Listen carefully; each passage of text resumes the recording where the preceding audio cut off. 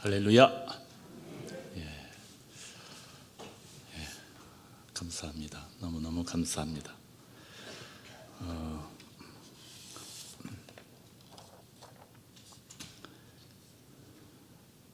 우리가 기도할 제목이 참 많습니다. 정말 이 세상이 우리가 살아오면 만만치가 않습니다. 기도할 제목이 많은데 그 가운데 한 가지가 바로 이 평화를 위해서 기도해야 됩니다. 나 자신의 어떤 가슴 속에, 영혼 속의 평화, 화목, 또 가정의 또 평안, 평화 위해서, 또 우리 대한민국, 더 나아가서는 이 세계 인류를 위한 평화를 위해서 우리가 기도해야 됩니다. 평화를 만드는 사람, 평화의 사람들이 꼭 돼야 됩니다. 우리 오늘 한번 옆에 있는 분들하고 손 흔들면서 평화를 만드는 사람 됩시다. 이렇게 한번 인사 한번 나누시기 바랍니다.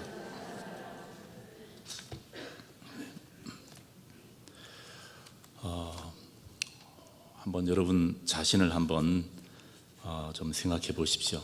정말 나는 평화를 만드는 사람인지, 아니면은 이제 트러블 메이커인지 피스메이커인지 한번 그동안 우리의 삶을 한번 돌아보시기를 바랍니다. 이 평화가 얼마나 어려웠으면, 화목하고 평화로운 삶이 얼마나 어려웠으면은 마가복음 10장 35절부터 나옵니다마는 12명의 제자들이 3년 동안 예수님 따라다니면서도 서로가 높아지려고 서로 다투는 모습이 나옵니다. 여러분, 그 모습을 보면서 주님이 얼마나 마음이 아프셨을까. 그러면서 주님이 그때 하신 말씀이 뭐냐면은 서로 섬기는 사람이 되어야 된다. 화목하는 사람이 되어야 된다. 우리가 사람이 살면서 평화, 화목, 섬김, 온유, 희생, 정말 너무너무 소중하고 귀한 것들입니다. 우리가 잘 아는 말씀들, 이 평화에 대한 말씀, 화목에 대한 말씀, 희생, 온유에 대한 말씀이 성경에 너무너무 많이 나옵니다. 시편 133편에도 보면은 형제가 연합하여 동거함이 어찌 그리 선하고 아름다운가. 머리에 있는 보배로운 기름이 수염 곧 아론의 수염에 흘러서 그 옷깃까지 내린 같고 헐몬의 이슬이 시온산에 내린 같도다. 이렇게 연합하고 화목하는 모습이 이렇게 아름답다는 것입니다. 그러면서 바로 그 연합과 화목이 있는 바로 그곳에 하나님의 복을 명하셨나니 곧 영생이라, 이런 말씀을 했습니다. 정말 우리가 연합하고 하나 되는 삶이 너무너무 귀합니다. 연합하고 화목하고 그렇게 할 때에 바로 여러분 여기에 참된 복이 있는 것을 믿으시기 바랍니다. 창세기 4장에 보면은 처음 예배에 대해서, 제사에 대한 내용이 나오는데 가인이 하나님께 예배를 드렸는데 하나님이 받질 않습니다. 그런데 동생 아벨은 제사를 드렸는데 하나님이 그 제사를 받았습니다. 이처럼 우리가 하나님 앞에 정말 이렇게 하나님 앞에 나와 또 자기 자신이 하나님 앞에 드리는 예배, 그 예배가 얼마나 소중한지 우리는 알아야 되는데 우리가 같은 시간, 같은 자리에 앉아서 하나님 앞에 예배를 드리지만은 어떤 사람의 예배는 때때로 가인의 예배가 될 수가 있다는 거예요. 그런데 중요한 것은 내가 드리는 예배를 하나님이 받으시면은 우리가 알 수가 있는데, 예배를 드리면서 마음에 평안이 오고 기쁨이 오면 이것은 하나님이 받으시는 예배임을 믿으시기 바랍니다. 아벨이 기뻐하고 즐거워한 것처럼 내가 드리는 예배가 하나님께 올라가면은 정말 하나님 사랑하는 마음이 생기고 마음의 기쁨이 넘칩니다. 그러나 예배가 하나님 앞에 올라가지 않으면 예배를 드렸지만은 참 이상하게 마음이 답답해지는 겁니다. 예. 그러므로 예배를 드린 후에 마음이 기쁘지 않으면 그 예배는 가인의 예배라고도 할 수 있습니다. 오늘 여러분 정말 하나님 앞에 예배를 드릴 때마다 여러분의 가슴에 기쁨이 넘치기를 바랍니다. 이것이 산 예배입니다. 그리고 여러분 이렇게 예배를 드릴 때마다 기쁨이 넘치고 하나님 사랑하는 마음이 뜨거워지고 이렇게 예배에 성공하면 그 순간부터 인생이 정말 신기하게도 풀리는 것입니다. 이 최초의 이 예배 제사라고 할 수 있는 가인과 아벨의 예배를 이렇게 한번 우리가 생각해 볼 수가 있습니다. 만일 가인이 하나님께서 자기 예배를 받지 않으셨지만은 동생 아벨에 드린 예배를 받으신 것을 바라보면서 축하한다 동생 아벨아, 하나님께서 너가 드린 예배를 받아주셨구나. 하나님이 내가 드리는 예배는 하나님이 좀 문제가 있는가 봐. 안 받으신 거 보니까. 그렇지만은 너가 드리는 그 너의 예배를 받으셨으니 얼마나 참 다행한 일이냐. 만일 하나님께서 너 동생 예배까지 받지 않았다면은 정말 우리의 집, 우리 가문은 소망이 없는데 하나님께서 너의 예배를 받아주셨으니 참 우리에게 소망이 있는 거야. 이런 생각을 하고 이렇게 말하면서 오히려 감사했다면은 얼마나 귀한 일입니까? 그러나 사실 이렇게 하기가 쉽지 않다는 것입니다. 우리가 살아가면서 만일 그렇게만 했다면은 다음에 예배를 드릴 때는 가인의 예배도 받아주실 것입니다. 왜냐하면 예배라고 하는 것은, 제사라고 하는 것은 한 번만 드리는 것이 아니고 오늘도 드리고 내일도 드리고 또 모레도 드릴 수가 있는 것입니다. 그러나 가인은 한 번 하나님이 자기 예배를 받지 않았다고 그래가지고 시기하고 불평하고 원망을 하고, 아벨의 예배는 받으시고 내 예배는 안 받았다 원망하면서 하루는 들에 가서 동생을 쳐 죽였습니다. 여러분 보십시오. 이렇게 원망, 질투, 시기를 하니까 착한 아벨은 죽고 자기는 저주를 받아가지고 가는 곳마다 가시를 만나게 되고 부모인 아담과 하와는 통곡을 하게 되고, 이렇게 우리가 이 땅에 살면서 불화하고 시기하고 질투하면 여기가 바로 지옥이 되는 것입니다. 그렇기 때문에 우리의 마음속에 있는 이 원망과 시기의 뿌리를 정말 우리가 뽑아야 되는 거예요. 이게 하나님이 기뻐하시는 것입니다.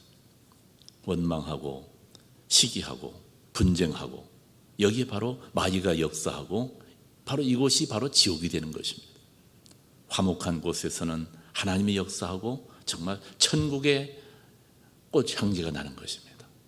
오늘 여러분 우리가 산제사, 살아있는 예배를 하나님 앞에 드려야 되는데 바로 그것은 화목의 제사예요.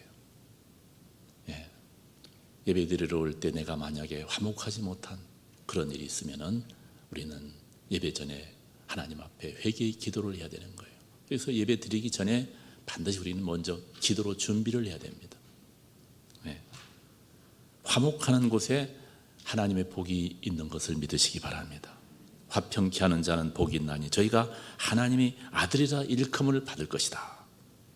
이 말씀을 바꿔 말하면은 분쟁하는 자는 저주가 있나니 마귀 아들이라 일컬음을 받을 것이다. 어디서나 싸움하는 사람, 분을 내는 사람, 원망하는 사람은 결국 나중에 보면 마귀의 밥이 돼버리고 마는 것입니다. 하나님의 사람은 화평케 해야 됩니다. 오늘 본문인 고린도후서 5장 17절부터도 보면은 우리가 예수 믿는 순간 우리는 하나님의 자녀가 되었고, 우리 하나님의 자녀들은 이 화목의 직책, 화목의 말씀을 우리가 받은 것입니다. 우리 예수님께서는 정말 높으신 하나님의 아들이지만은 만왕의 왕 중의 왕이시지만은 낮고 천한 인간의 몸을 입고 이 땅에 오셨습니다. 또 더 낮아지셔서 제자들이 냄새나는 발을 씻겨주시고 섬기셨습니다. 그리고 예수님 말씀하시기를 이방인의 집권자들과 고관들은 세도를 부리고 남을 부리는 것으로 높아지려고 하지만은 내 나라는 거기에 있지 않다. 너희는 그러면 절대 안 된다. 너희 중에 크고자 하는 자는 남을 섬기는 자가 되고 너희 중에 누구든지 으뜸이 되려고 하면은 남의 종이 되어야 한다.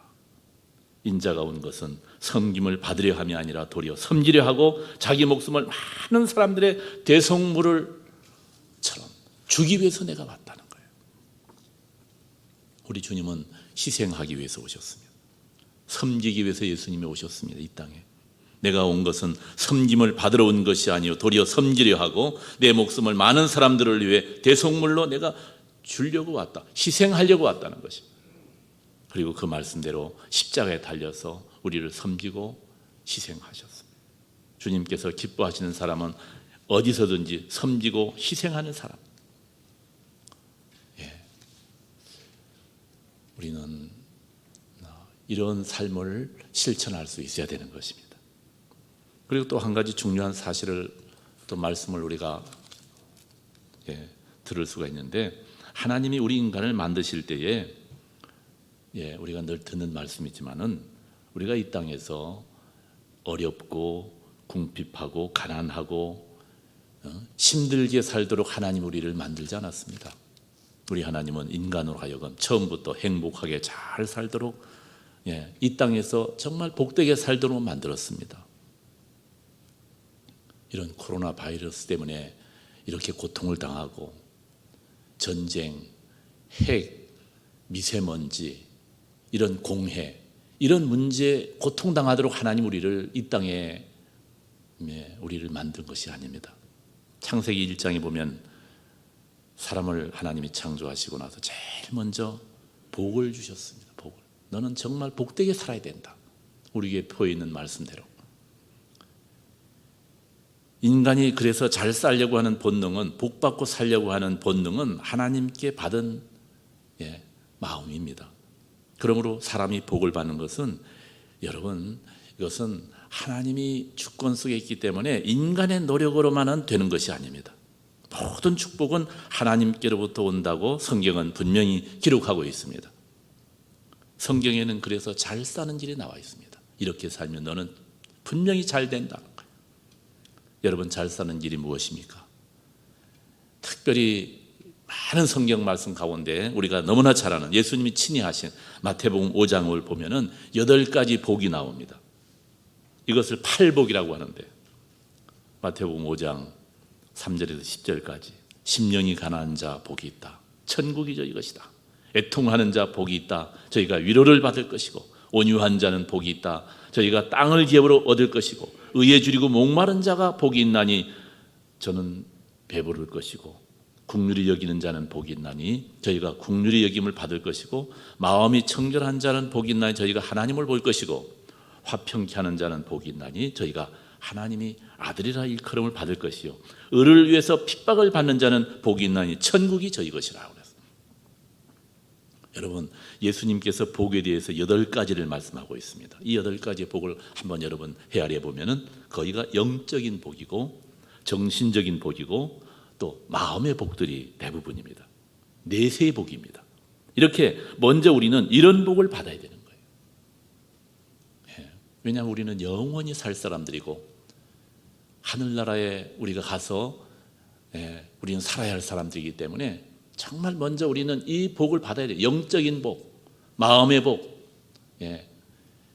정신적인 복, 내세의 복을 여러분 꼭 받으시길 바랍니다. 이런 복에 대한 분명한 확실한 개념이 있어야 되는 것입니다. 그런데 땅의 복하고 물질의 복, 세상에서 잘 사는 복은 이 8가지 복 가운데 한 가지밖에 안 나옵니다. 그것은 뭐냐 하면은 바로 온유함입니다. 온유함. 온유하는 자는 복이 있나니 저희가 땅을 기업으로 받을 것이다. 이 8가지 복 중에 하나만 이 땅에서 받는 복입니다. 그러니까 이 세상에서 받는 복은 사실 우리는 이 세상에서만 그냥 잘 살려고 하고 복 받으려고 하는데 이 세상에서의 복은 8분의 1입니다. 우리는 영적이고 정신적인 복이 소중함을 알아야 합니다. 그리고 이 땅에서 잘 사는 길은 이제 한 가지, 온유해야 잘 된다. 우리는 온유한 것과 잘 사는 것은 서로가 맞지 않다. 이렇게 생각을 종종 할 때가 있습니다. 여러분 그렇지 않습니다. 정말 자녀를 정말 잘 살게 하려면 온유한 자녀로 양육을 해야 됩니다. 온유해야 이 땅에 평화가 임합니다. 그래야 그 자녀들이 어디를 가든지 사랑받고 대접받고 그로 인해서 땅도 돈도 다 따라온다는 것입니다. 이것이 하나님이 주는 말씀입니다. 우리 기독교를 그래서 온유의 종교라고도 말을 합니다.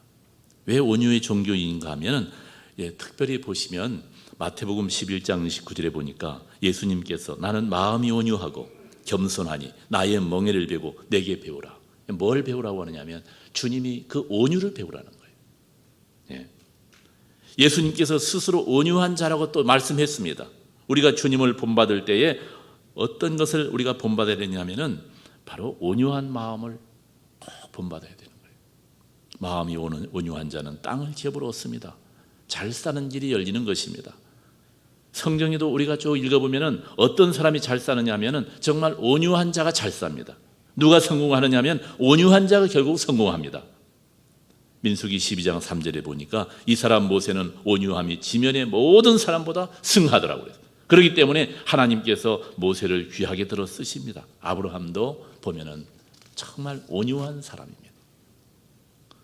하나님이 가장 귀히 보는 사람은 어떤 사람이냐면 온유한 사람입니다.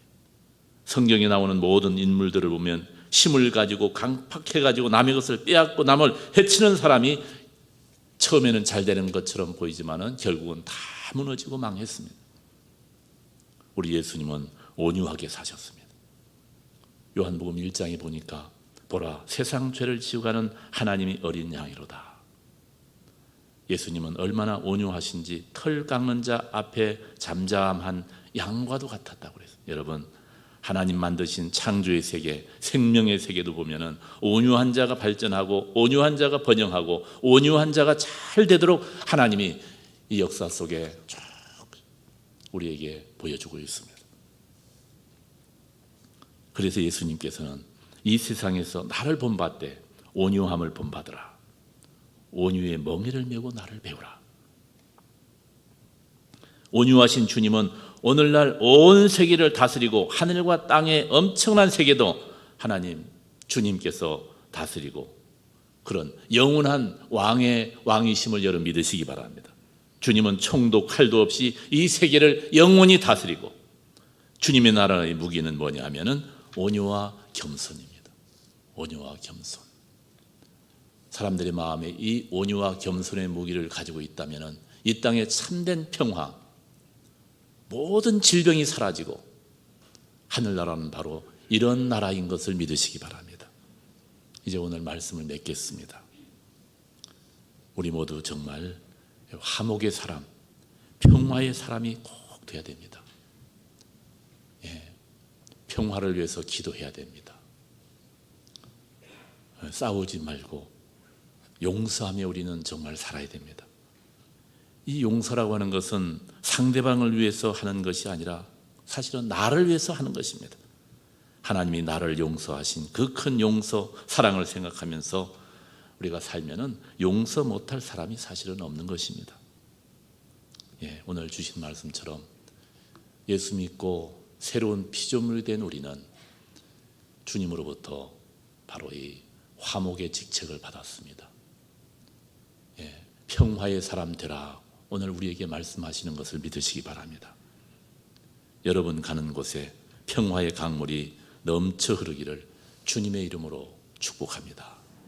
기도하겠습니다. 주님, 우리 민족, 우리 한반도 이렇게 평화의 날 선포하고 온 교회가 이렇게 평화의 예배를 드리게 하시니 감사드립니다.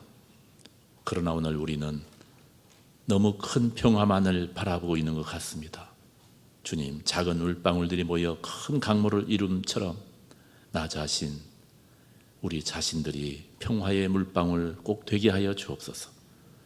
우리 한 사람 한 사람이 화목의 사람, 화목의 말을 할 수 있게 하여 주옵소서. 온유와 겸손의 멍에를 메고 주님 바라보고 배우고 따라가게 하여 주옵소서. 화목의 직책, 화목의 위대한 복음을 전하는 저희들이 되게 하여 주옵소서. 작은 평화의 물방울들이 모여 큰 평화의 역사가 일어나게 하여 주옵소서. 오늘 우리가 드리는 예배가 아벨의 제사가 꼭 되게 하여 주옵소서.